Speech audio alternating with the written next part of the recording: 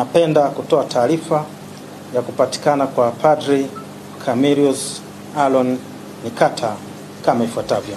Tarehe 9 mwezi wa 10 2025, Jeshi la Polisi mkoa wa Ruvuma lilitoa taarifa ya kupotea kwa Padri Camillus Nikata wa Jimbo Kuu Songea, ambaye pia ni mhadhiri wa Chuo Kikuu cha Mtakatifu Agustino Tanzania, yani SAUT Mwanza.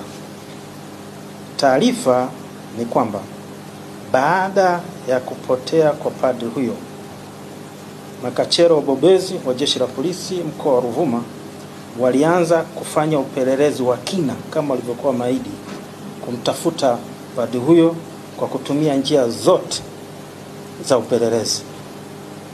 Kufuatia upelelezi huu, leo tarehe 17 mwezi wa 10 2025, Padri Camillus Nikata amepatikana kwenye mashamba ya kijiji cha Mawa. Mawa iko kata ya Hanga. Hanga hii ni sehemu ambayo ni nyumbani kwao Padri Camillus Aaron Nikata.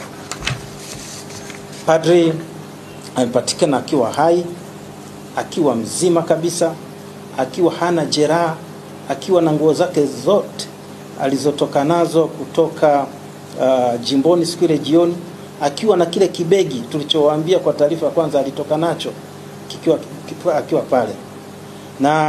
Lakini padri anapatikana akiwa amezoofu kwa njaa baada ya kutokula kwa siku nyingi, na ambazo alikuwa akishindia karanga na maji. Aidha, padri huyo amekutwa na begi lake dogo londoka nalo ikiwa imeanza kuliwa na mchwa. Amekutwa na hati ya kusafiria, kutwa na kitauro ambacho alikuwa anatandika chini akitumia kulalia. Pia amekutwa na pesa taslimu shilingi 13,500. Amekutwa na saa yake ya mkononi ikiwa iko safi kabisa. Amekutwa na miwani, amekutwa na dawa za paracetamol, amekutwa na simu yake akiwa ameizima. Vile vile amekutwa na funguo mbalimbali ikiwepo funguo ya chumba alichokuwa analala jimboni kabla ya kujipoteza. Hali ya Padri Nikata inaendelea kuimarika baada ya kupata huduma ya kwanza, na sasa yuko Homso, hospitali ya mkoa wa Homso akipatiwa matibabu.